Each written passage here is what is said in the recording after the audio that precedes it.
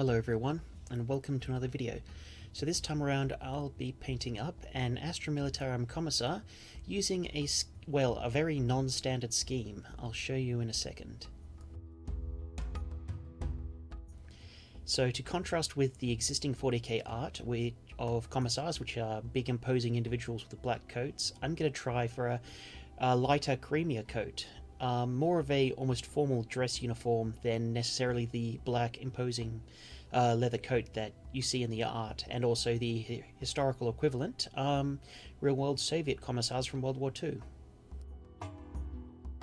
So our base color is going to be off-white, and this is to establish basically our rough mid-tone and parts of our highlight. So this part's relatively simple, just keep on layering on the white until an even coat has been put on. Now this took me at least 4 or 5 layers, so I'm not going to force you to watch the entire thing. All you really need to know is that I just kept on going until I felt the result was sufficiently and evenly covered. So let's skip through the worst of it. So just to cover off the prep stages, which I did previously, the undercoat is Tamiya Fine Surface Primer in grey, just to get a neutral tone, which will generally take all colours fairly well as an initial base colour. I'm being fairly rough here. I just want to block in the colour just to get it down, and I'll eventually switch up to a more bigger brush just to speed this entire process up.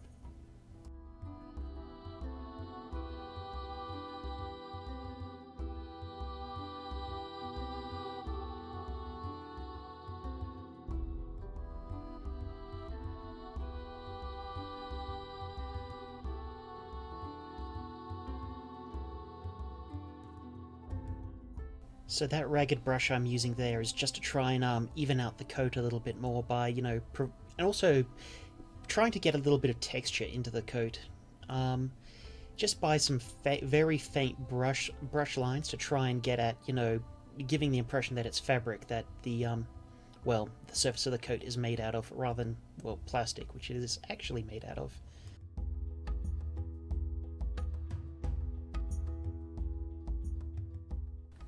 So yeah, there's not really much more worth saying about this entire process, so I'm just going to skip forward until we get to the part where we start to do some shading and highlighting.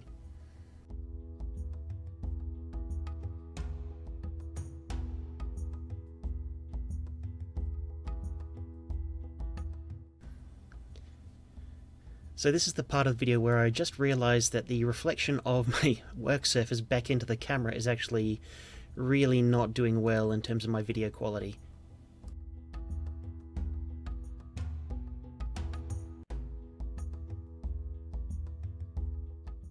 But yeah, right now what I'm doing is I'm laying in the shades. To start with, I'm doing this fairly broad strokes, but I've mixed some khaki in with the Vallejo off-white, and that's going to basically be our shade color. So right now I'm getting the middle step between the full shade and the half shade. So this process really helps to see how the highlights are going to take shape. Particularly what I'm doing is I'm working them into all the crevices where I expect the highlights are going to be, and also on a lot of the larger flat surfaces where I feel like some gradiated shading, like for example the back of the cloak going down with the shade hitting the lower parts, really does accentuate the model in some ways. It's weird, you see that my bottle of glazed medium moves on its own, and I'm not entirely sure why. Sorry about that, I'm just getting distracted.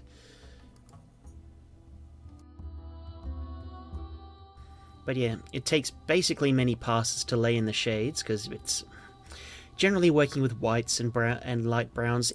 They're all very thin colours, so they take time to work with. Just have to keep reapplying them and layering them over until you finally get the result you're looking for. And also, I'm laying in the highlights as well. Again, I'm actually highlighting, my highlight color is dead white, but I'm first doing a gradiated highlight of a mixture of off-white and dead white. Now the idea is I'm going to glaze this up, whereas for the shades I draw the color at a point, drawing down. For the highlights, I pick a point and then draw up to gradually sort of smear the color. So like to get that transition from highlight to mid-tone to shade going. This is especially striking on the back of the cloak and or back of the coat rather, and various other larger, flatter parts of the model where I want to get this gradiated shading happening. The thing you have to understand about my usual painting process, as this particular project is a lot more of me, it sounds incredibly full of myself to say, but freestyling it, is that I often, when I'm in the mood, like I actually got in the mood to seriously burl through this project recently, I tend to do a couple of things at once, and while one area is dry, move on to another one. So, and this, yeah, obviously this works particularly well for this one, because as one area is drying or in the process or is still wet, I can blend the other color in to try and basically tie the colors together, which I personally think tends to get a pretty good result on the table.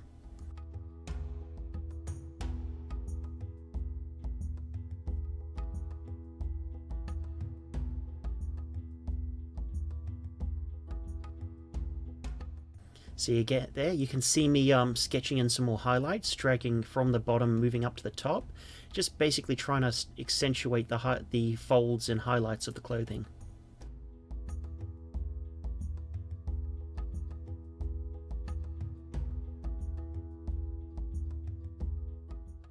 See, that's the thing, as I keep painting, there is, for single miniatures like this, I tend not to do definitive steps. I just tend to keep whittling away on a thing until I feel as if it's done. So that's why it's really hard to like prescribe paints. When I first tried to get into doing this a bit more like professionally, yeah, a lot of the professional painters kept on saying things like, yeah, there isn't really like a recipe or just a set of steps you have to follow. A lot of it is based on feel and experience, which is, unfortunately, if you want to try and get to higher levels of painting, something you have to just develop an instinct for, which I must admit mine are still not particularly great. Anyway, what I'm doing there, I think, is I'm now trying to sketch in some highlights of pure dead white on the very highest edges.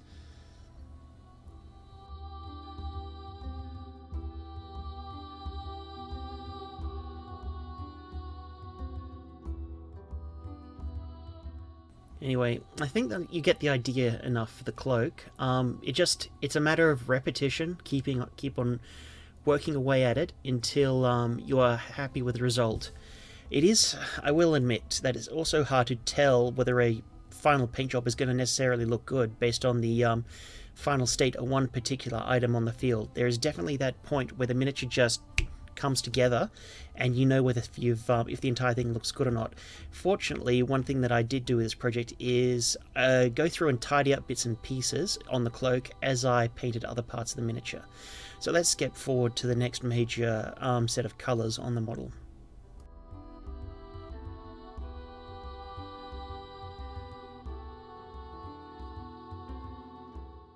So moving on to the trousers and tunic, the colour I'm using is a fairly light grey, Vallejo model colour wolf grey, I believe.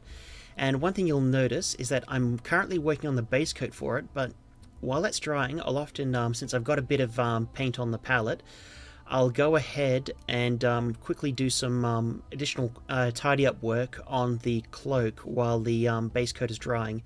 It's just mostly to keep me occupied while paint's drying.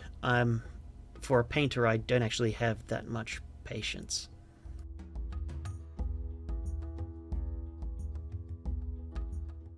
So moving on to the initial shades for this, I mixed in a bit of black with the wolf grey, just a small amount to get a mid-tone, well, not even really a mid-tone, just a slightly darkened wolf grey.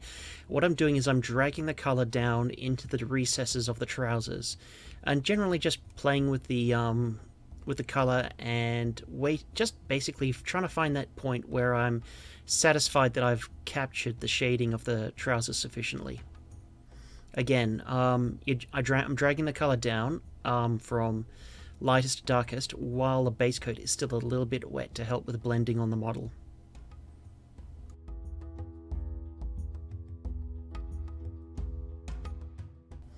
And finally, once I'm happy with the shade and mid-tone, I'm just going to sketch in some highlights on the creases and the like the knee joints with some just pure dead white, just to get that initial highlighting back. Also on the collar as well.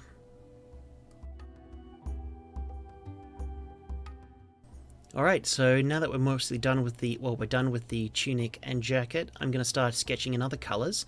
So I'm going to aim for some reddish colours to get a bit more colour into the model. So I'm doing the boots a terracotta colour, and I'll later paint the sash a pure red, Vallejo Game Colour Gory Red, I believe. Anyway, same deal as before, it's a very thin colour, so it'll take a couple of coats for it to dry, to fully cover.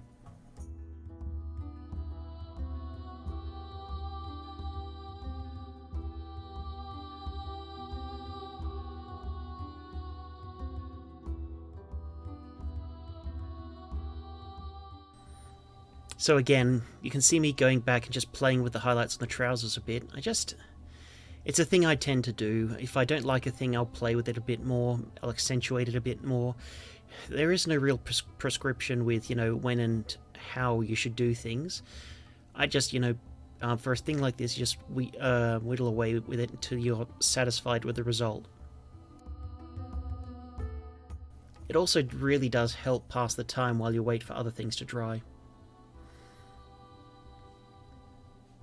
So here we go, moving on with another layer of our terracotta on the boots. I really like the Vallejo Game Colour terracotta. It's a nice earthy red colour, which, well, is terracotta coloured, which I think does really well for like gorgeous red leathers. I definitely rate it as a colour in the, well, Vallejo Game Colour arsenal.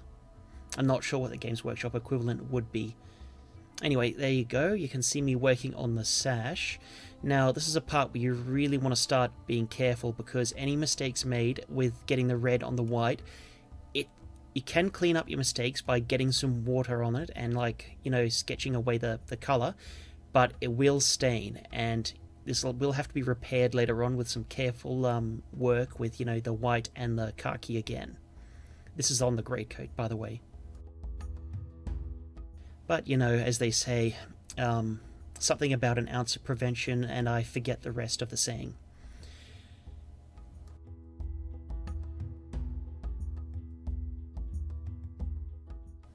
Also, that's me, I think. I'm not entirely sure what I'm doing there. Like, this is the bad thing about recording the video after the fact. Yeah, I'm still working on the boots, but I do also recall that I deepen the shadows on the underside of the cloak a bit more with some khaki later on. I'm just not sure exactly when that's going to come up. I'm not very organized, I'm afraid. Like, don't really take notes. I just watch the video after the fact and just try and remember. I apologize for that. Alright, now that we established a couple of solid base coats for both the boots and the sash, I'm going to make myself some quick washes. So I don't really use the GW ones much for when I'm trying to do high quality, because I feel the finish is not the same as the rest of the paint. So what I tend to do is I use Vallejo Glaze Medium with just some pure colour and mix them together with a lot of water. And this makes a wash which I find shades really well, but also blends a lot with the existing Vallejo paint, which goes a long way. Sorry about working off camera there. Which goes a long way, I feel, to blend the techniques together, basically.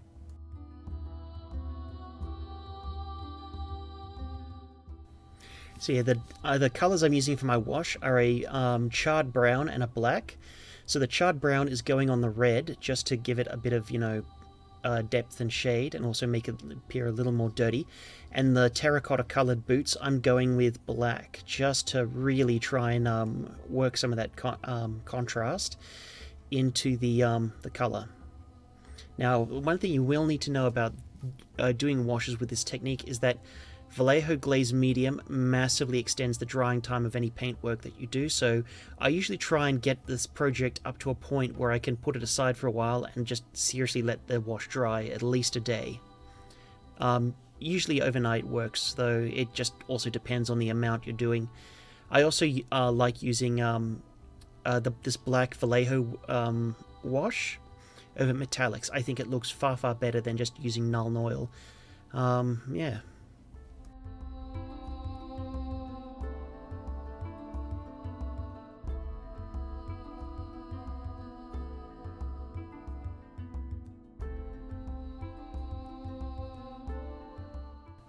So now that our wash is dry, I'm going back with my base colors, and I'm just re-establishing the base colors where I feel that it needs it. This is also very thin, so I'm trying to, again, drag from dark to light to smear the color out, with the most color accumulating at the end of the brushstroke.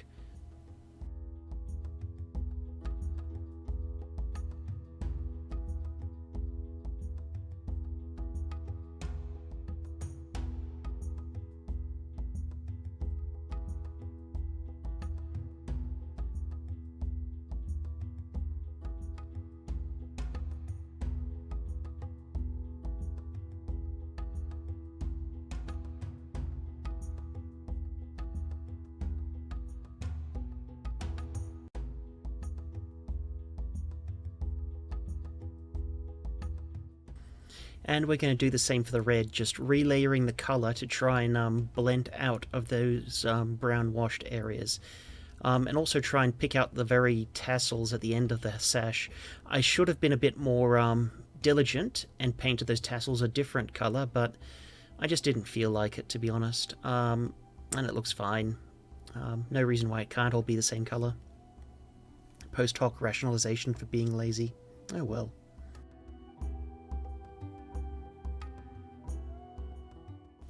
Anyway, now we're going to do some highlighting on the boots. So I'm using a tan color, I believe, I forget which one, just to sketch in some highest highlights. So since boots are meant to be somewhat shiny and leather, it's okay to really try and get, stark contrast lines going, because the texture on a boot is generally expected to reflect light, so it's more glossy than matte, unlike fabric, which is more matte than glossy. So that's generally I think that's the best way to determine how intense to make your highlights. If the material you are trying to simulate is a naturally matte or naturally glossy substance, that should really inform how you do your highlights. Like, for example, I try to get my highlights a lot more gradiated on the cloth than I do the boots.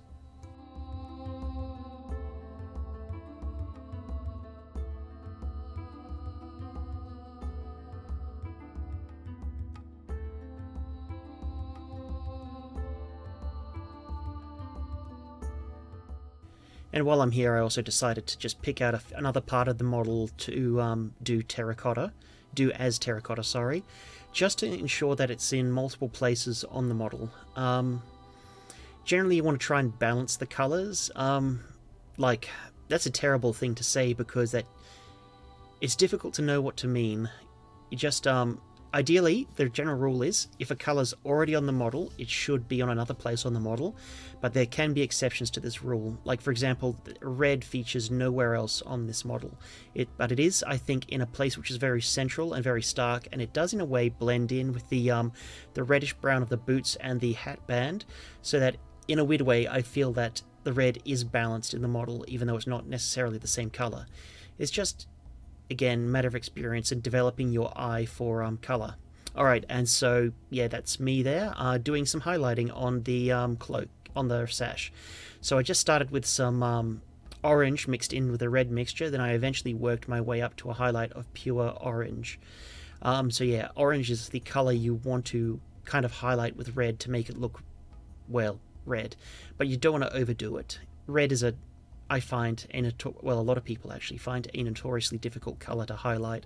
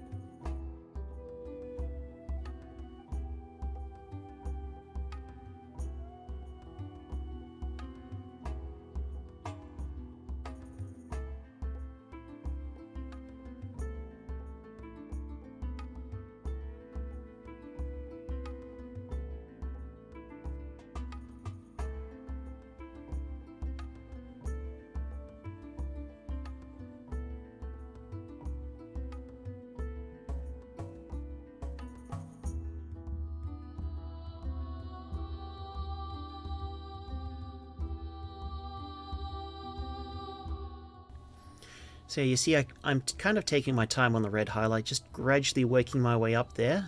I'm doing this so I don't accidentally overpower the red and make it look like another colour, and I think in the final result I succeeded in this relatively well.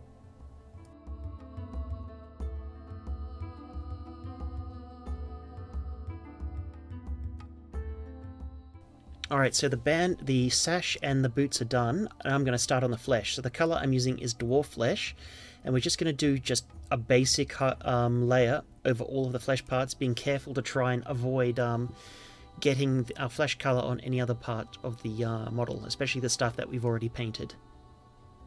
So nothing really fancy. I might just skip ahead to the wash stage of this particular step.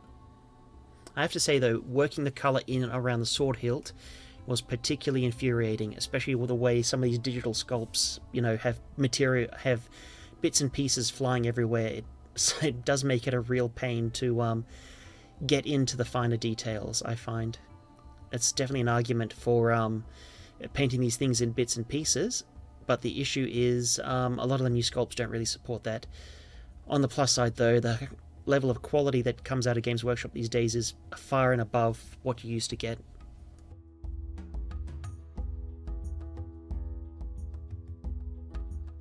Okay, so for my wash, I'm using my usual mixture for the Vallejo game color range. I've mixed in some glaze medium with, I believe it's tan, and I'm just simply making a wash and layering it in over all of the base coated areas, and then I shall leave this guy to dry. I think this is pretty much the part where I went to bed. Yeah, so I'll let it dry overnight and come back to it when I'm ready to start sketching in the highlights of the flesh.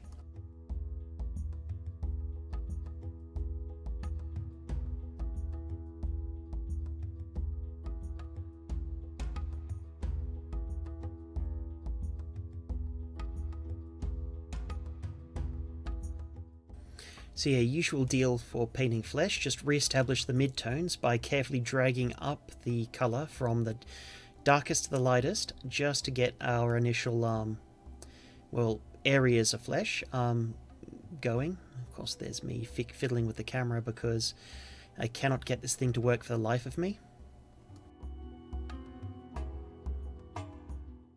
There's not much really to add, just focus on the most exposed parts, the chin, the cheeks, any laugh lines, the nose, and of course the fingers. Also, this guy has a bionic arm, so that's why I missed his pistol arm, just in case you're wondering.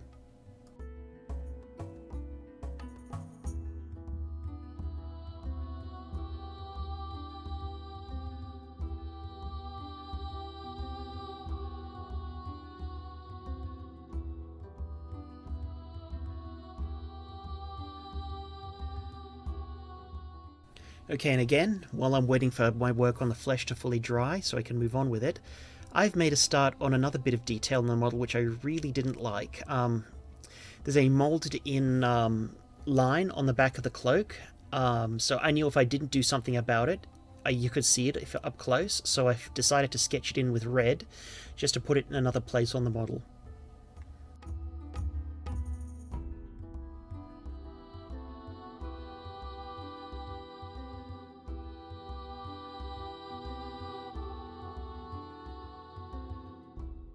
And like just about every other stage, I'll be going back and forth with this colour and my other work, just to keep me moving, to keep the project velocity up, I suppose. This is a good example of how I really paint things when I'm kind of not trying to record. Normally I stage manage things a lot more, but this time it's just stream of consciousness doing what I feel like at any given moment with generally what I've got on the table.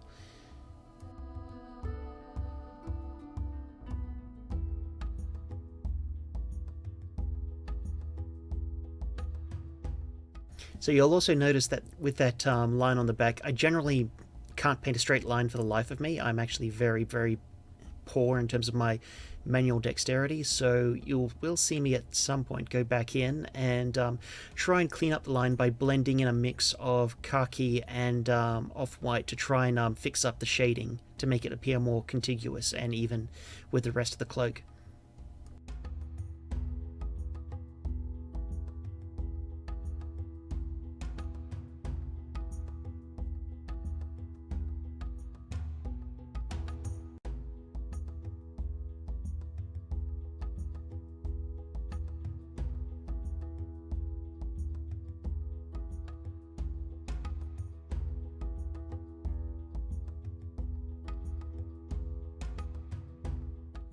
So yeah, you can see me doing it there. I'm just taking fairly broad strokes and also trying to work the red back into that shade a little bit. Well, that shaded area where there's a slight fold in the back of the cloak where it's dramatically flourishing out as this guy presumably takes a shot with his plasma pistol.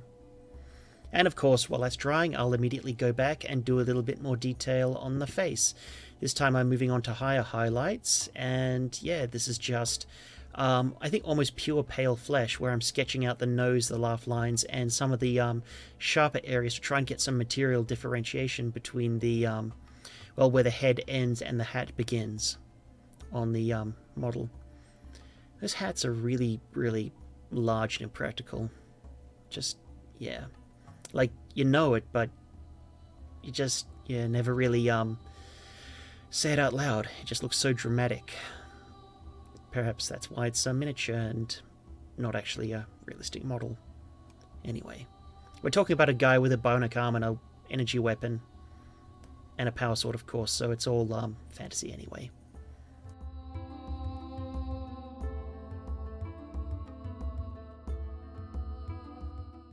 Alright, and we'll continue to work our highlights into the flesh, gradually moving up. I think I even put in a few hints of white mixed with pale flesh on the very tips of the nose and on the edges of the cheeks, just to get some fairly extreme highlights going.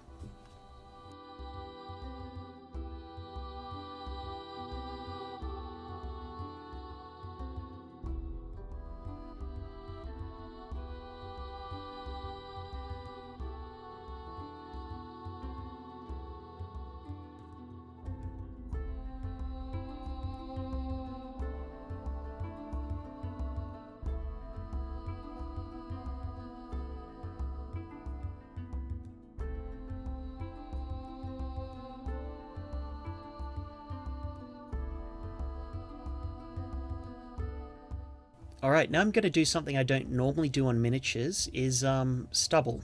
Like, another good thing about this Wonder mix of glaze medium and a Vallejo color is that it makes a very, very, very transparent wash, which, like I said, blends in with the same finish with the paint. Which means that, oh yeah, of course, letting that dry for a bit, and working on another part of the model. I think I'm highlighting the red sash part with some... I think it's white mixed in with a red. I was getting lazy at that point. But yeah,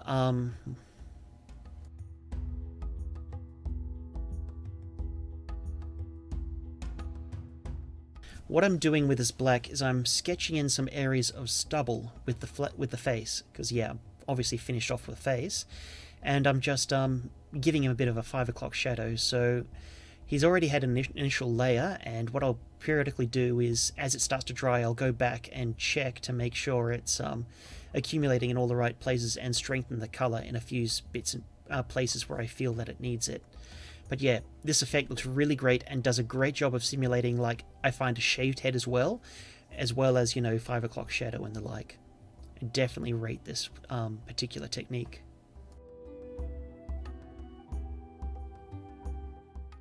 Anyway, like I said, we've let our glaze dry slightly, so I'm further reinforcing it with another couple of layers to gradually build up that 5 o'clock shadow. So again, yeah, I think we're just getting pretty much towards the end of this miniature. Well, not this miniature, this particular stage. And we're ready to move on to the part which I think didn't turn out as well, which is the metallics. Stay tuned for that.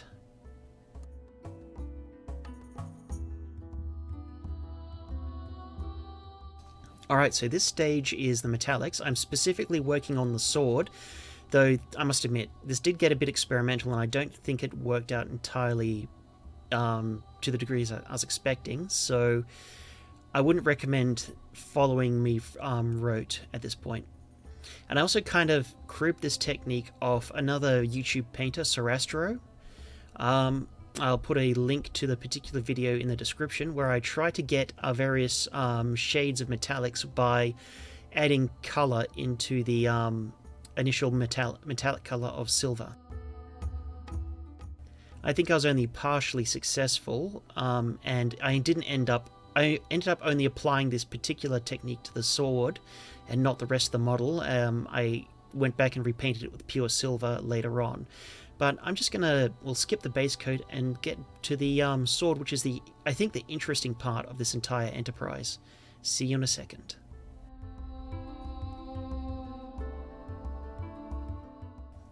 So, initially established a base coat with the original mix, that is of black, dark sea blue, and silver. And while that's still drying,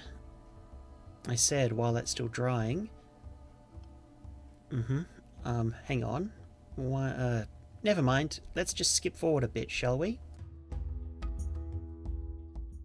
So I mixed in some white with the basic mix, and yeah, evidently I waited for it to mostly dry. And we'll start sketching in some highlight areas. Now, I felt that a lot of these colors actually drowned out the metallics a bit too much.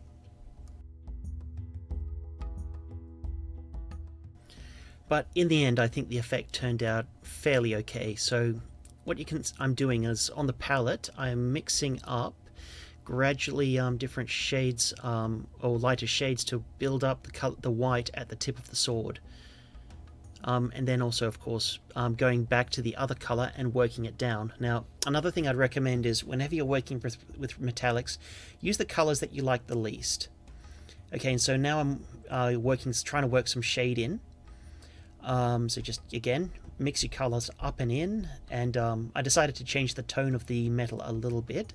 So that's, you can see what I'm doing there. God, it looks so kind of pretty when you mix in high speed.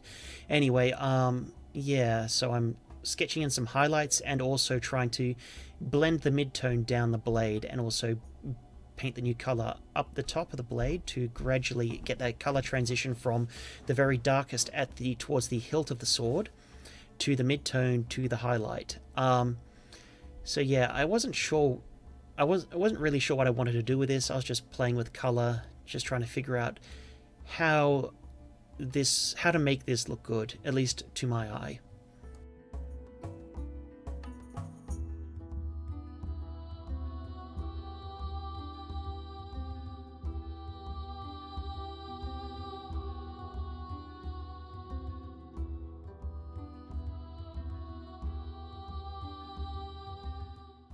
So I'm also doing edge highlights down the very like on the sharpest edges of the sword and on the like the blade. I don't think serration's the right word, but that little kink towards the pointy bit. I don't know the exact term. I apologize.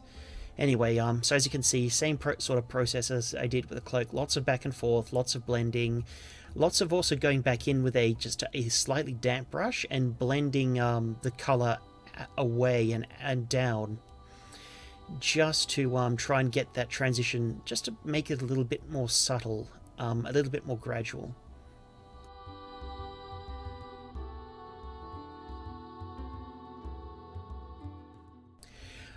Even so, I think the effect in the end turned out relatively good. Like, it's a weird power sword, so I'm quite happy that it's not necessarily a conventional color, but in the end it just looked kind of weird and, well, white to blue to black. I generally was pretty happy with it, but I think next time I'll be a bit more, direct with the particular colors I want to use. Well, that's probably not even the right word.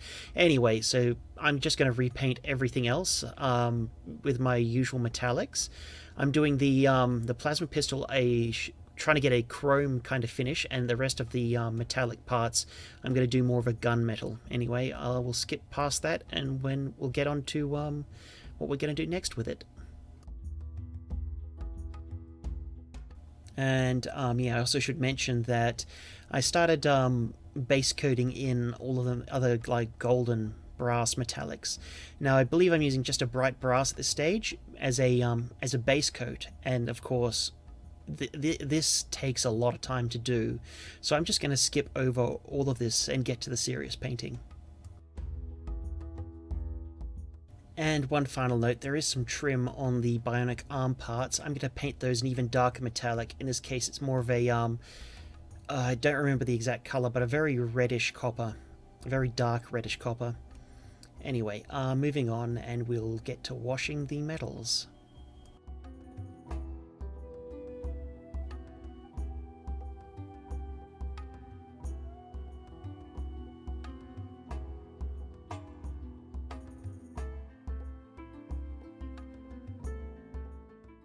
Okay, so in retrospect, I think I didn't actually record myself washing the metals, but suffice to say, I assure you, it was extremely interesting.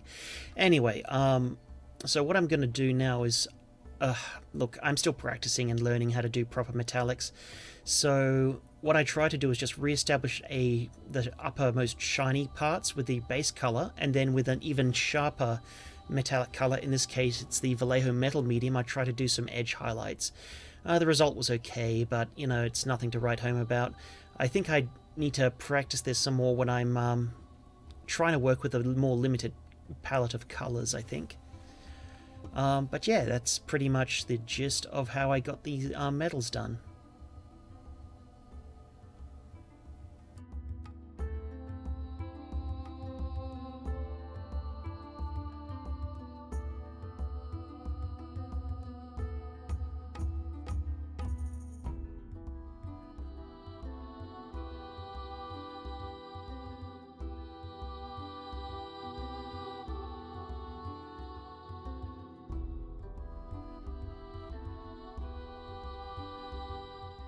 Okay, now we're going to do some OSL effects on the plasma pistol, and for this I'm using, drum roll, Hex Wraith Flame from the Games Workshop technical range over white. So what I'm going to do eventually, let me just skip forward a bit.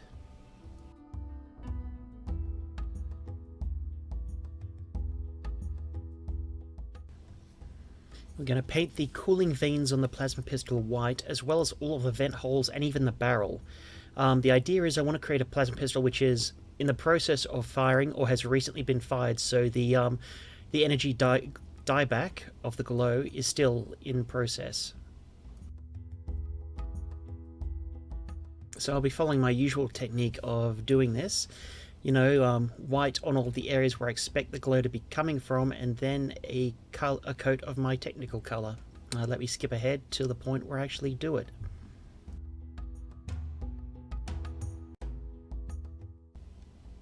So about 2 layers of white should be suffice for the larger areas, and 1 or 2 for the smaller vent holes, which I don't think I've gotten around to doing yet. We'll wait and see. But in the meantime, while that's all drying, we'll work on the cabling between the power sword and the plasma pistol, which I'm going to base coat black.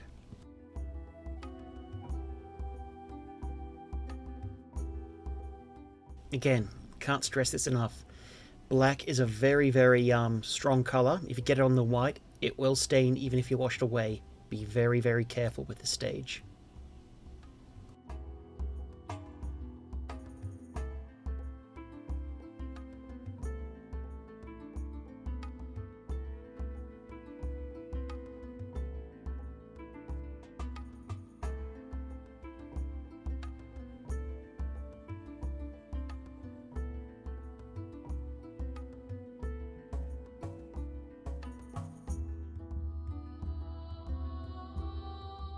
So another thing to note about how I've done this is that I've also done something of a highlight around the edges of the cores as well as on the cores themselves. That's because we want to give the impression of this light being reflected quite aggressively off the metal of the gun once we paint it on via the technical paint.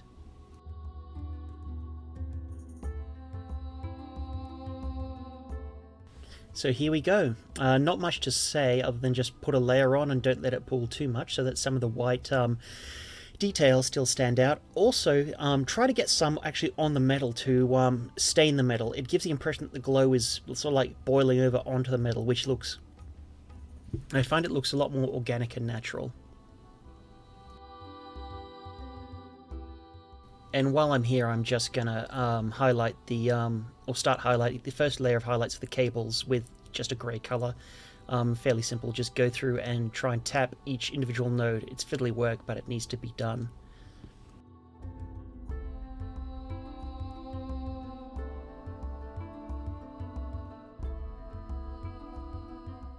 And I'm going in for a second pass, trying to get an even smaller surface area with an even lighter grey.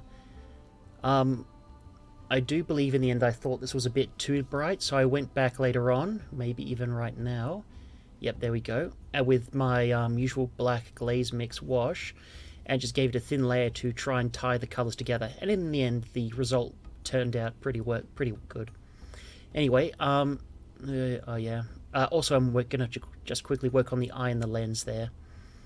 Yeah, so while that's drying, I decided that, like I said earlier, that glow wasn't enough, so I decided to go a bit nuts with it and do all of the vent holes and the barrel with the same sort of glow effect. So yep, not much to really say about it other than I think it turned out really, really well. I am quite happy with this. The metallics themselves not so much, but the glow effect, I'm definitely happy with how it turned out.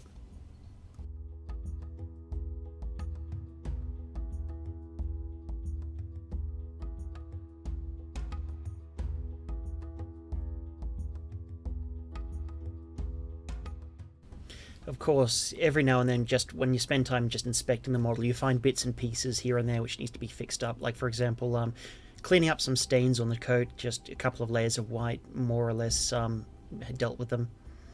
And also, for the actual glowing coils, I went back and just tried to pick them out with some white just to really get that glow going. Anyway, so there's the just the layer of hexenwraith flame over the glowing bits on the side of the pistol and on the barrel itself, in the barrel itself, to be more accurate.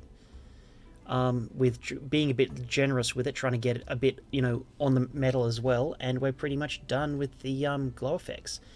Now, I genuinely think these turned out extremely well. I'll again reiterate, I'm extremely happy with it. Yeah.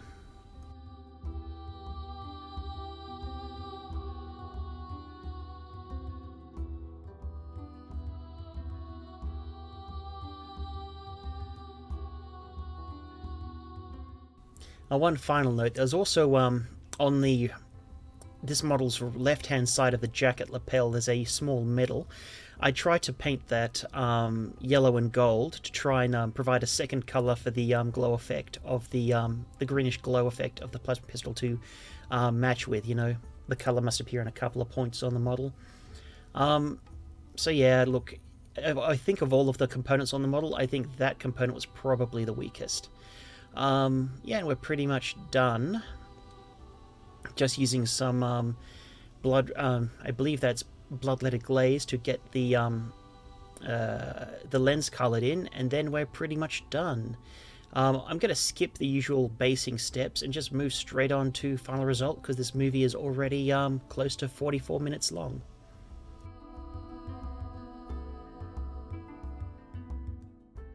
And here we have it.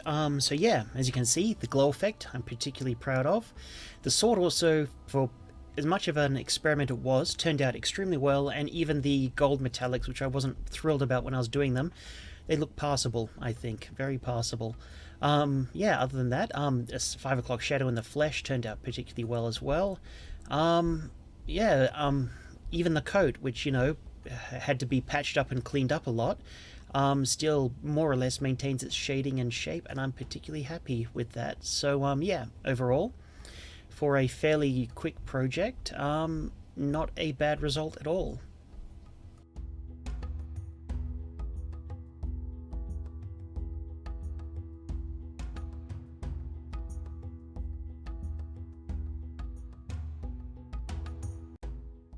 Obviously the back of the miniature is far less interesting, but you can see I've tried to maintain the shading, which I more or less have, and the line turned out okay, not perfectly even, but good enough for my shaky hands. And yeah, all the details been hit, and it looks good enough for the tabletop at least. So that's pretty much it. If you've made it this far, thanks, and I hope you can get something from this.